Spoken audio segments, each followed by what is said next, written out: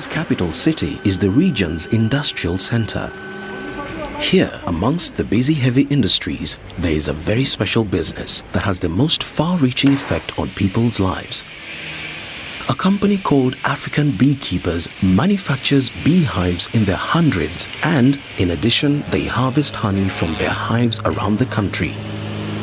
Beehives have to withstand severe weather conditions, from heavy rain to long periods of hot sun. They have to be well made. Assembling has to be carried out with care, so all the different pieces will fit together to create the complete hive. This is an example of an environmentally responsible business where people benefit from a financial return but with minimum damage to the environment. Nothing is wasted in this factory. Used beeswax from broken combs is heated and poured into forms. Then it is allowed to cool until it solidifies into thin slabs of wax. Next, the slabs are fed through a press that has the exact indentations of a bee comb.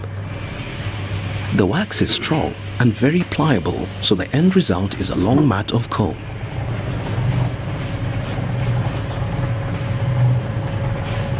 The long mats of beeswax are cut into strips 3 inches wide and of the exact length to fit inside a manufactured hive.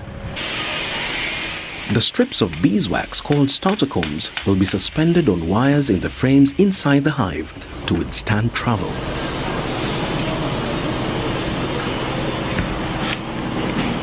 Finally, the wires are heated momentarily with an electric current so the wax melts onto the wire. African beekeepers build hives for anyone who is interested in buying them and is prepared to look after them.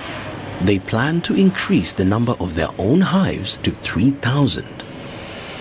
Even in the center of Nairobi, there are bees that, in this case, can scent the wax in these reconditioned hives. Kwa hivyo kwanza tuangalie ndani, tuone kama iko safi, tuone comb starters kama iko, alafu sasa ndio tutapanga. Sasa hebu fungua ndani, tuko na strips. We have on these frames, on these brood frames, we have comb starters. These are comb strips, and we don't put full sheets, we just put strips. This comb starter, one, it attracts the bees because of the smell, and two, it attracts the bees because of the smell of the wax. It makes the bees build the combs on the frame in one line instead of haphazardly.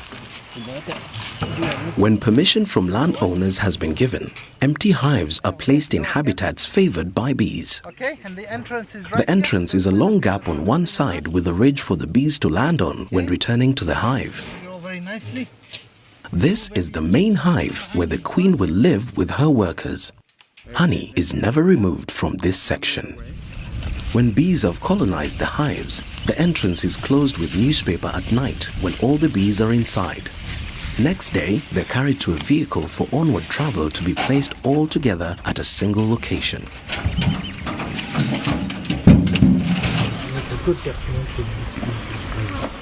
In some countries where bees have been destroyed by chemicals, bees have to be brought in on lorries to pollinate the crops and then moved on again after they have performed their vital work. In Africa, we are fortunate to still have enough bees left that have not been destroyed by insecticides. We should keep it that way. As long as there are flowers in the area, the bees will immediately begin building new combs and rearing young. That's a line of 60 hives and well over 2 million bees. If one thinks about it, that is a lot of pollination taking place and a lot of honey being produced at the same time. Periodically, the African beekeepers' teams check how well the bees are progressing with making honey. The combs in the bottom section of the hive are never removed from the frames. The frames are allowed to fill up, and this is where the queen bee lays her eggs and the young are cared for. All the frames in this hive are full. It shows there is a strong and healthy queen in residence, and there are plenty of flowers in the area. It's time to start the next stage. A second section of hive, called a super, is placed on top. There is a gap inside between the two sections that the queen will not cross. The worker bees fill up the frames in the top section, but without the queen to lay eggs, there will be no larvae, so the honey will be quite clean. Special clips are used to stop baboons from raiding the hives, sometimes at night when the bees are quiet. The bees know the queen is inside and will quickly re-enter the hive. Later, when the bottom half is filled with combs, it is likely the top sections, the supers, will also contain honey. When it is time to harvest honey from the hives, the team knows the importance of taking adequate precautions against being stung. These hives have been set up on community land, and the community members will be paid for the honey. The best way to subdue angry bees without hurting them is to blow smoke at them in limited doses. Special smokers have been designed for this purpose. Here we go. Professional beekeepers know just how much smoke to use. To the uninitiated, angry bees can seem terrifying. No one can deny that it would be suicidal to be here without the right protective clothing. These men know what they're doing. They have harvested honey from their hives hundreds of times.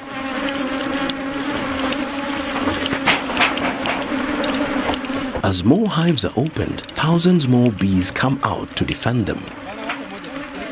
When a super is found to be full of honey, it is removed and as many bees as possible are shaken out so that they can return to their queen.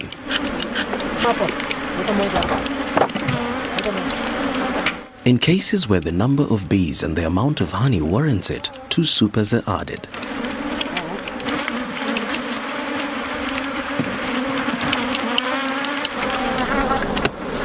These bees will soon sort themselves out and return to their queen. Beekeepers across the world are very conscious of the declining numbers of bees, not only in Africa, but everywhere. No one is too sure what the reasons are for this decline, but the effects on agriculture are already being felt. A small mite called a varroa kills the larvae of the bees and has resulted in huge losses in some areas. These beekeepers are looking for ways to increase the number of swarms in their hives. They take frames that contain larvae of exactly the right age and transfer them to another hive that has no queen. The workers in the new hive find they are without a queen. This spurs them to feed royal jelly to a single larva, with the result that that particular worker larva turns into a queen. The empty spaces in the original hive are filled with new frames containing starter combs, so the queen will begin laying eggs within a few days. Then the beekeepers will have 2 complete swarms of bees. As the beekeepers move along the line, removing and replacing supers, yet more and more bees become angry. Very often beekeepers remove honey at night when the bees are confused by the dark. But with 1,000 hives countrywide, all producing honey during much the same period of the year, there isn't time to work only at night. Scientists and beekeepers estimate a healthy hive will contain 60,000 bees. At that rate, there must be several million bees swarming around the men.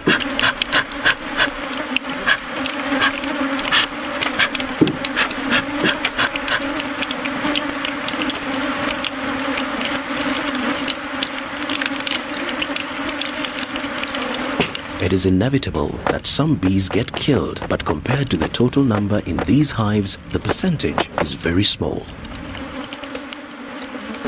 The supers are carefully stacked on the trailer after most of the bees have been given time to return to their queen. It would not be in the interest of the beekeepers to destroy bees unnecessarily.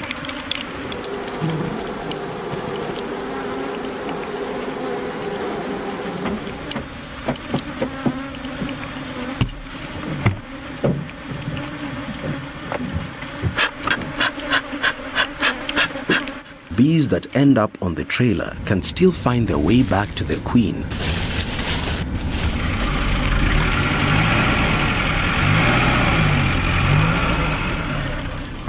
Shedding bees all the time, they drive around close to the hives. Bees normally fly 4 kilometers from their hive to forage, so they will easily find their way back. All the supers containing the honey are marked and then weighed in the presence of a member of the community. The weights are entered in a book, so all the community members can see the results of the harvest. Once back in Nairobi, the supers will be weighed by themselves to give an accurate figure of the amount of honey. The bee stings embedded in this glove shows what would have happened if gloves had not been used. All that the community on whose land the hives are placed has to do is make sure the hives are not damaged or stolen.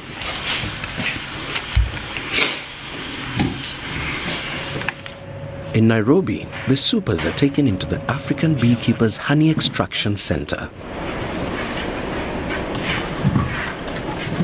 The supers are weighed again to check the figures taken in the field.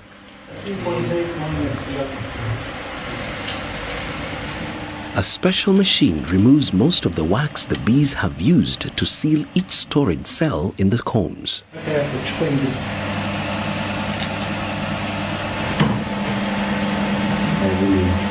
Each frame is then carefully placed in the extractor.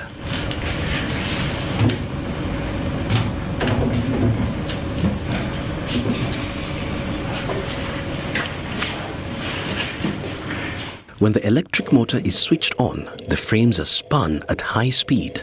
The honey will be forced out of the combs.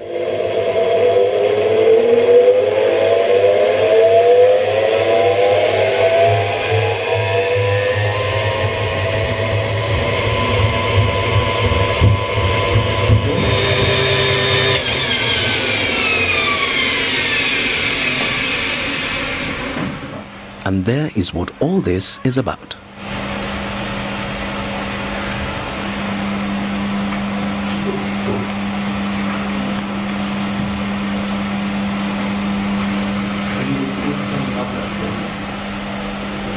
The combs are now completely empty of honey. All the way along their length and on both sides, there is not a drop of honey left in the cells. The combs will be used again. The amount of honey produced by so few hives is staggering, and one can only imagine how much work the bees have put into producing it.